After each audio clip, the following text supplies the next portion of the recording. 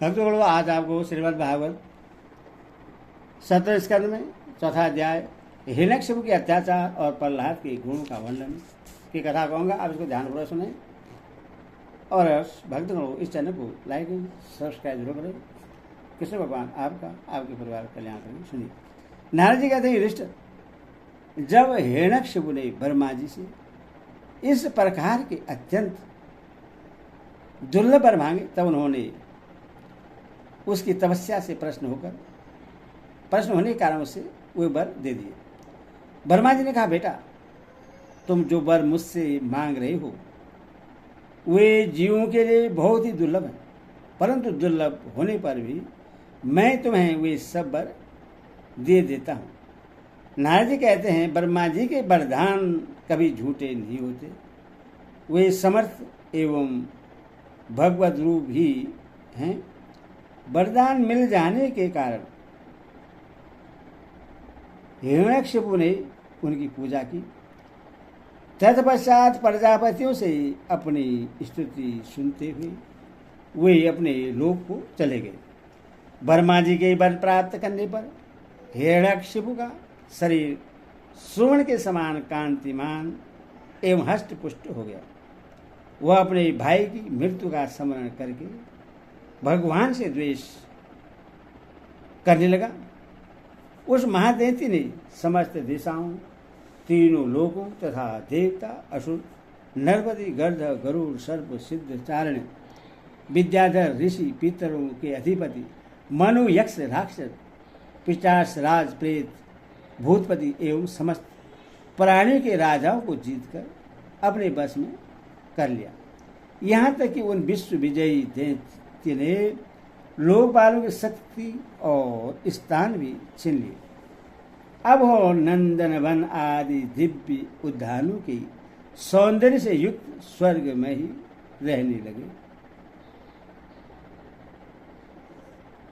रहने लगा। स्वयं विश्वकर्मा का बनाया हुआ इंद्र का भवन ही उसका निवास स्थान था। उस भवन में तीनों लोगों का सौंदर्य मूर्तिमान होकर निवास करता था। वह सब प्रकार की संपत्तियों से संपन्न था। उस महल में मूंगे की सीढ़ियां, पन्ने की गीचे, ईश्वरी मणि की दीवारें, मेरुद मणि के खंभे और मणि की कुर्सियां थी। रंग बिरंगे चौदवे तथा दूध के फेर के समान शैयाएं, जिन पर मोतियों की झालरें लगी हुई थी, शोभायमान हो रही थी। सर्वांग सुंदरी अप्सराएं अपने निपुण से रोने धोने धवनी करती हुई रत्नमय भूमि पर इधर उधर टहला करती थी और कहीं कहीं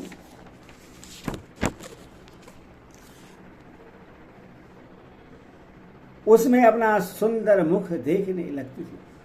उस महेंद्र के महल में महाबली और महामनस्वी हिरण्यकशिपु सब लोगों को जीतकर सबका एक छत्र सम्राट बनकर बड़ी स्वतंत्रता से विहार करने लगा। उसका शासन इतना कठोर था कि उससे भयभीत होकर देव दानव उसके चरणों की वंदना करते रहते थे। युधिष्ठिर वह उत्कंठ गंध वाली मदिरा पीकर मत वाला रहा करता था। उसकी आंखें लाल लाल और चढ़ी हुई रहती। उस समय तपस्या, योग, शारीरिक और मानसिक बल का वह भंडार था। ब्रह्मा, विष्णु और महादेव के सिवा और सभी देवता अपने हाथ में भेंट ले लेकर उसकी सेवा में लगे रहते। जब वह अपने पुरुषार्थ से इंद्रासन पर बैठ गया, तब युधिष्ठिर, विश्वावसु, तुमरु आदि हम सभी लोग उसके सामने गान करते थे। गर्दभ, सिद्ध, ऋषिगण, विद्याधर और अप्सराएं बार बार उसकी स्तुति करती थी। युधिष्ठिर वो इतना तेजस्वी था कि वर्णाश्रम धर्म का पालन करने वाले पुरुष जो बड़ी बड़ी दक्षिणा वाले यज्ञ करते, उनके यज्ञों की आहुति वह स्वयं छीन लेता। पृथ्वी के साधु द्वीपों में उसका अखंड राज्य था। सभी जगह बिना ही जोते बोए धरती से अन्न पैदा होता था। वह जो कुछ चाहता अंतरिक्ष से उससे मिल जाता तथा आकाश उससे भांति भांति की आश्चर्यजनक वस्तुएं दिखा दिखा कर उसका मनोरंजन करता था। इसी प्रकार खारिश, पानी, सूरा, घृत, ईसु, रस, दधी, दुग्ध और मीठे पानी के समुद्र भी अपनी पत्नी नदियों के साथ तरंगों के द्वारा उसके पास रत्न राशि पहुंचाया करते थे। पर्वत अपनी घाटियों के रूप में उसके लिए खेलने का स्थान जुटाते और वृक्ष सब ऋतु में फूलते फलते। वह अकेला ही सब लोक पालों के विभिन्न गुणों को धारण करता। इस प्रकार दिग्विजयी और एक छत्र सम्राट होकर वह अपने को पीरे लगने वाले विषयों का स्वतंत्र उपभोग करने लगा, किंतु इतने विषयों से भी उसकी तृप्ति न हो सकी, क्योंकि अनंत वह इंद्रियों का दास ही तो था। युधिष्ठिर, इस रूप में भी वह भगवान का वही पार्षद है जिससे सनकादिकों ने सांप दिया था। वह ऐश्वर्य के मत से मत वाला हो रहा था तथा घमंड में चूर होकर शास्त्रों की मर्यादा का उल्लंघन कर रहा था। देखते देखते उसके जीवन का बहुत सा समय बीत गया। उसके कठोर शासन से सब लोग और लोकपाल घबरा गए। जब उन्हें और कहीं किसी का आश्रय न मिला, तब उन्होंने भगवान की शरण ली। उन्होंने मन ही मन कहा, जहाँ सर्वात्मा जगदीश्वर श्री हरि निवास करते हैं और जिससे प्राप्त करके शांत एवं निर्बल सन्यासी महात्मा फिर लौटते नहीं, भगवान के उस परम धाम को हम नमस्कार करते हैं। इस भाव से अपने इंद्रियों का संयम और मन को समाहित करके उन लोगों में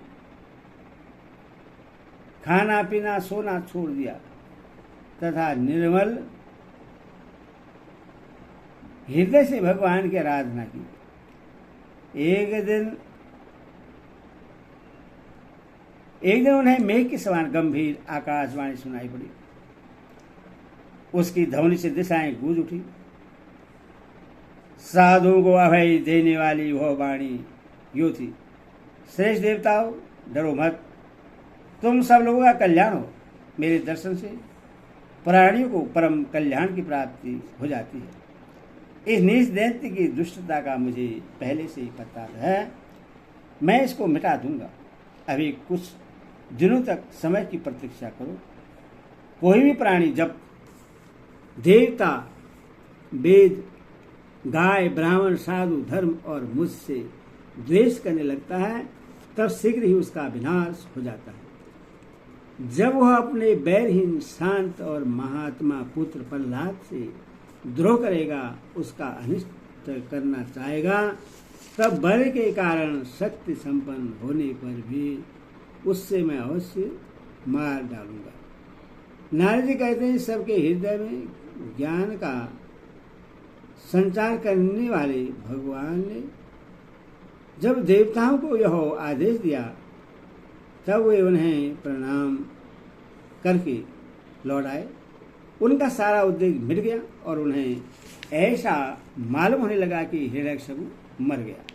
युधिष्ठिर, दैत्यराज हिरण्यकशिपु के बड़े ही विलक्षण 4 पुत्र थे। उनमें प्रहलाद यो तो सबसे छोटे थे, परंतु गुणों में सबसे बड़े थे।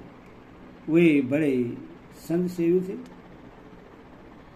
ब्राह्मण भक्त, सौम्य स्वभाव, सत्यप्रद एवं जितेंद्र थे तथा समस्त प्राणियों के साथ अपने समानता का बर्ताव करते और सबके एकमात्र प्रिय और सत्य हितैषी थे। बड़े लोगों के चरणों में सेवक की तरह झुककर रहते थे। गरीबों पर पिता के समान स्नेह रखते थे। बराबरी वालों से भाई के समान प्रेम करते और गुरुजनों में भगवत भाव रखते थे। विद्या, धन, सौंदर्य और कुलीनता से संपन्न होने पर भी घमंड और हेकड़ी उन्हें छू तक नहीं गई थी। बड़े बड़े दुखों में भी वे तनिक भी घबराते न थे। लोग परलोक के विषयों को उन्होंने देखा सुना तो बहुत था, परंतु वे उन्हें निसार और असत्य समझते थे। इसीलिए उनके मन में किसी भी वस्तु की लालसा न थी। इंद्रिय, प्राण, शरीर और मन उनके बस में थे। उनके चित्त में कभी किसी प्रकार की कामना नहीं रहती थी। जन्म से असुर होने पर भी उनमें आसुरी संपत्ति का लेस भी नहीं था। जैसे भगवान के गुण अनंत हैं, वैसे ही प्रहलाद के श्रेष्ठ गुणों की भी कोई सीमा नहीं है। महात्मा लोग सदा से उनका वर्णन करते हैं और उन्हें अपनाते आए हैं, तथापि वे आज भी जीव के त्यों बने हुए हैं। युधिष्ठिर, यो तो देवता उनके शत्रु है, परंतु फिर भी भक्तों का चरित्र सुनने के लिए जब उन लोगों की सभा होती है, तब वे दूसरे भक्तों को प्रहलाद के समान कहकर उनका सम्मान करते हैं कि आप जैसे अजाशत्रु भगवत भक्त उनका आदर करेंगे। इसमें जो संदेह ही क्या है। उनकी महिमा का वर्णन करने के लिए अगणित गुणों के कहने सुनने की आवश्यकता नहीं। केवल एक ही गुण भगवान श्री कृष्ण के चरणों में स्वाभाविक जन्मजात प्रेम उनकी महिमा को प्रकट करने के लिए प्राप्त है। युधिष्ठिर, प्रहलाद बचपन में ही खेल कूद छोड़कर भगवान के ध्यान में जड़वत तन्मय हो जाया करते। भगवान श्री कृष्ण के अनुग्रह रूप ग्रह ने उनके हृदय को इस प्रकार खींच लिया था कि उन्हें जगत की कुछ सुध बुध ही न रहती। उन्हें ऐसा जान पड़ता कि भगवान मुझे अपनी गोद में लेकर आलिंगन कर रहे हैं। इसीलिए उन्हें सोते, बैठते, खाते, पीते, चलते फिरते और बातचीत करते समय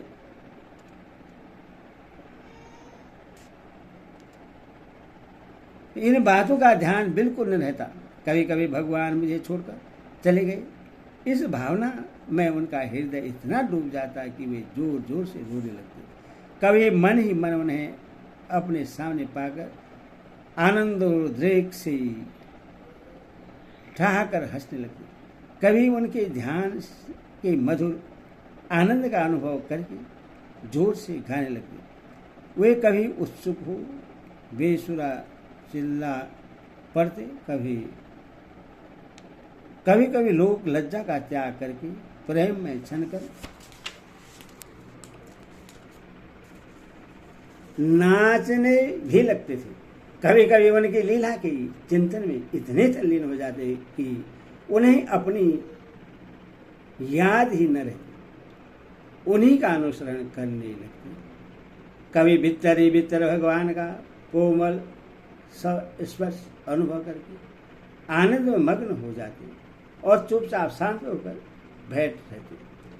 उस समय उनका रोम रोम पुलकित हो उठता, आध खुले नेत्र अविचल प्रेम और आनंद आंसू से भरे रहते। भगवान श्री कृष्ण के चरण कमलों की यह भक्ति अकिंचन भगवत प्रेमी महात्माओं की संग से ही प्राप्त होती है। इसके द्वारा वे स्वयं तो परमानंद में मग्न रहते ही थे। जिन विचारों का मन उस संग के कारण अत्यंत दीनहीन हो रहा था, उन्हें भी बार बार शांति प्रदान करते थे। युधिष्ठिर, प्रहलाद भगवान के परम प्रेमी भक्त, परम भाग्यवान और ऊंची कोटि के महात्मा थे। हिरण्यकशिपु ऐसे साधु पुत्र को भी अपराधी बतलाकर उनका अनिष्ट करने की चेष्टा करने लगे। युधिष्ठिर ने पूछा, नारद जी, आपका व्रत अखंड है। अब हम आपसे यह जानना चाहते हैं कि हिरण्यकशिपु ने पिता होकर भी ऐसे शुद्ध हृदय महात्मा पुत्र से द्रोह क्यों किया? पिता तो स्वभाव से ही अपने पुत्र से प्रेम करते हैं। यदि पुत्र कोई उल्टा काम करता है तो वे उसे शिक्षा देने के लिए ही ढांकते हैं। शत्रु की तरह बैर विरोध तो नहीं करते। फिर प्रहलाद जी जैसे अनुकूल शुद्ध हृदय एवं गुरुजनों में भगवत धाम करने वाले पुत्रों से भला कोई द्वेष कर ही कैसे सकता है? नारद जी, आप सब कुछ जानते हैं। हमें यह जानकर बड़ा कौतूहल हो रहा है कि पिता के द्वेष के कारण पुत्र को मार डालना चाहा। आप कृपा करके मेरा यह कौतूहल शांत कीजिए। हरि ओम।